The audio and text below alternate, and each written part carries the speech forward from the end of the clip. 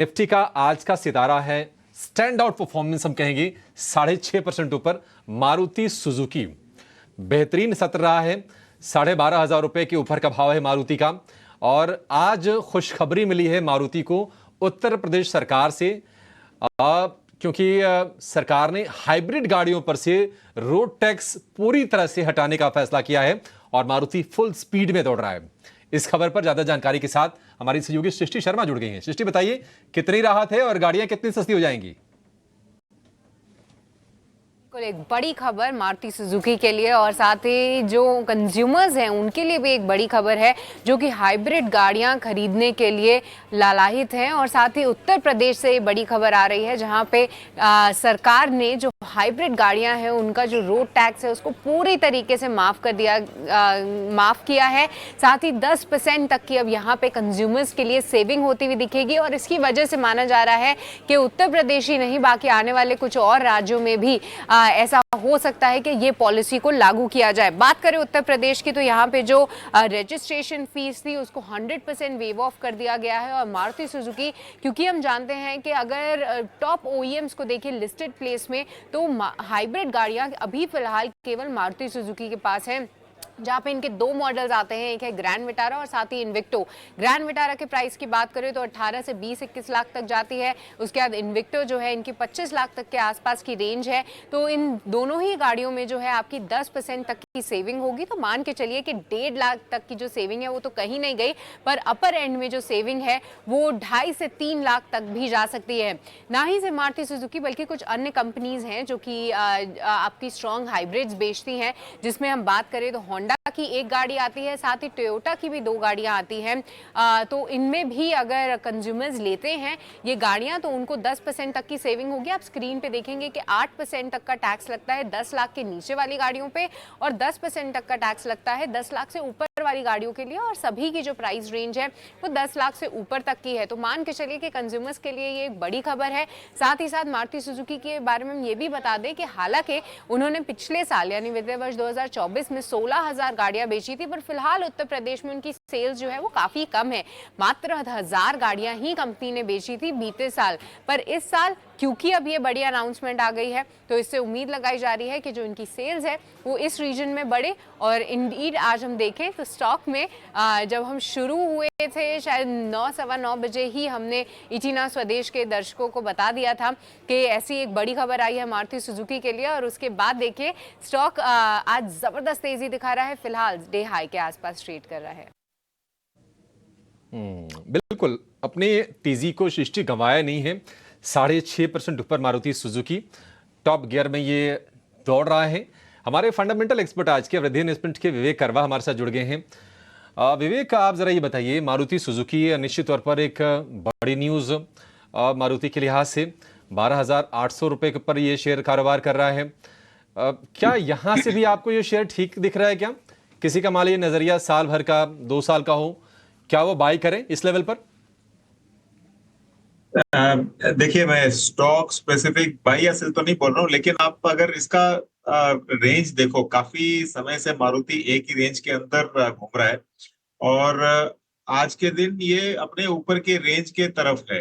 तो अब ये इस रेंज को तोड़ के ऊपर जाएगा नहीं जाएगा ये तो अपने को कल या परसों पता चलेगा। लेकिन जो स्ट्रक्चरल स्टोरी ऑटोमोबाइल में है, मुझे लगता है कि बहुत ही बुलिश स्टोरी कंटिन्यू होगी यहाँ से भी। इनफैक्ट आप अगर जो ट्रेडिशनल कंबशन इंजन वाला बिजनेस अगर देखो, वो चाहे 2 व्हीलर हो या फिर 4 व्हीलर, वहां पे आपको दिखेगा कि अब धीरे धीरे लोग शिफ्ट हो रहे हैं पेट्रोल में से ईवी और हाइब्रिड में। तो ये जो सेक्टर है, अब देखिए आज के दिन जो ऑटोमोबाइल का जो एक्ट होता है, रजिस्ट्रेशन वाला एक्ट है, उसमें क्लियर है कि 15 साल एक गाड़ी का लाइफ टाइम रजिस्ट्रेशन होगा और उसके बाद में आपको स्क्रैपेज पॉलिसी वगैरह भी उसमें जाना पड़ेगा। तो जितना भी बड़ा फ्लीट है आज के दिन रोड्स पे, अगले 15 साल तक ये धीरे धीरे जैसे जैसे लोग कंबशन इंजन से हाइब्रिड और ईवी की तरफ जाएंगे, ये पूरा का पूरा सेक्टर आपको मतलब टोटली रिप्लेस करना है। जितना आज तक बिजनेस हुआ है वो वापस होगा। तो लॉन्गर टर्म मुझे बहुत अच्छा लग रहा है ऑटोमोबाइल सेक्टर। इनफैक्ट कोई इंडिविजुअल स्टॉक नहीं पिक करके, क्योंकि आजकल बहुत मूविंग पार्ट्स है। आपको बैटरी बनाने वाली कंपनीज भी है, सीएनजी कंपनीज भी है, और बाकी बहुत सारी टेक्नोलॉजीज आ चुकी है। मुझे लगता है कि एक ऑटोमोबाइल सेक्टर फंड में वैसे आप अगर निवेश करते हो तो ये आपको अगले 3 से लेके 5 साल के अंदर अच्छा खासा, मतलब हायर देन 20% रिटर्न आराम से दे देगा।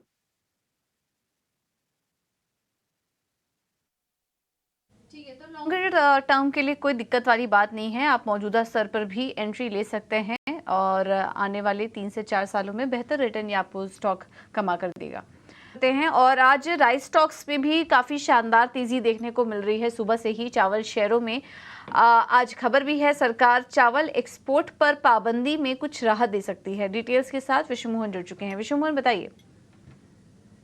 देखिए, चावल शेयरों में ज़बरदस्त तेज़ी का रुख है। उस तेज़ी के पीछे सबसे बड़ी वजह यह है कि सरकार चावल एक्सपोर्ट में राहत देने की योजना बना रही है, और इस बात को लेकर हमारे सोर्सेस बता रहे हैं कि सबसे पहले बासमती एक्सपोर्ट, जिस पर एमईपी को कम किया जा सकता है, इसका प्रस्ताव 5 जुलाई को ही जा चुका है। इसे घटाकर $800 प्रति टन के आसपास किया जा सकता है। हालांकि जो ट्रेड बॉडी है उनको लगता है कि इससे भी कम होना चाहिए, क्योंकि जो एज है, जो फ़ायदा मिल रहा है बासमती एक्सपोर्ट में, वो पाकिस्तान को मिल रहा है। तो ये एक पहली डिमांड है। दूसरी डिमांड पैराबॉइल्ड राइस को लेकर है, जिस पर 20% एक्सपोर्ट ड्यूटी लगाई जाती है।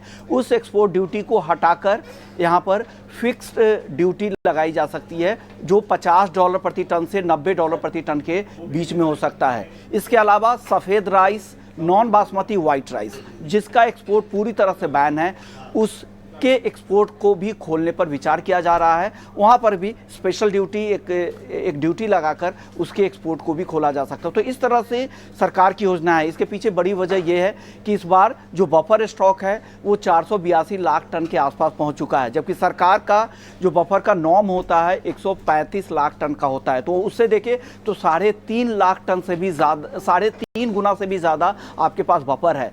अब नई फसल भी अक्टूबर से आनी शुरू हो जाएगी, तब नई जब सरकारी खरीद होगी तो आप रखेंगे कहाँ? तो गोदामों में भी जगह नहीं है, ओवर सप्लाई की स्थिति ना पैदा हो, और जो चावल हो पड़े हुए पहले से वो खराब ना हो और किसानों को बेहतर भाव मिले। ये तमाम कोशिश है। इसके पीछे यही एक मकसद है कि उम्मीद की जा रही है कि एक्सपोर्ट खोला जाए, ताकि किसानों को भी बेहतर भाव मिले, और खरीफ सीजन में जो बम्पर बुआई हो रही है और बम्पर उत्पादन की जो खबर आ रही है, उससे भी किसानों को राहत मिलेगी, क्योंकि उनको भाव एक्सपोर्ट खोलने पे ज़्यादा मिलेंगे।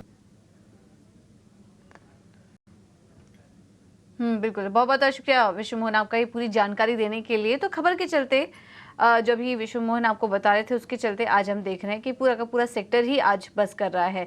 विवेक जी, इसमें से कोई कंपनी आपको पसंद आ रही है लॉन्ग टर्म के लिए, अगर किसी को एंट्री लेनी हो तो?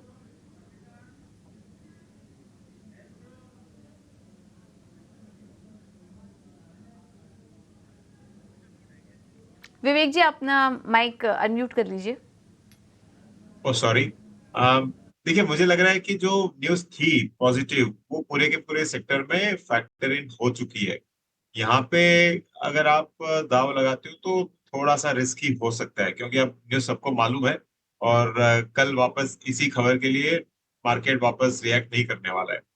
तो मेरी तो ओवरऑल सेक्टर पे ही अवॉइड रहेगा। ठीक है, तो खबर के चलते आज ये बाइंग मोमेंटम दिख रहा है, लेकिन फिलहाल अवॉइड करिए। जिनके पास है वो चाहे तो मुनाफा बुक कर सकते हैं, लेकिन इस तेजी में फ्रेश एंट्री करने की सलाह आपको नहीं दी जा रही है।